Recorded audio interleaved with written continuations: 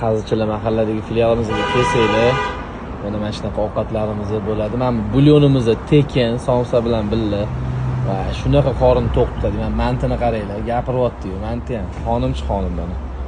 Sizlar uchun sekin-sekin yangiliklarni, zo'rlarini ko'rsatib boramiz, xudo xolasa. Bu joyimiz o'zi vaqti zo'r ishlagan, 2 ming, 2,5 ming, 3 mingtagacha somsa sotgan joyimiz.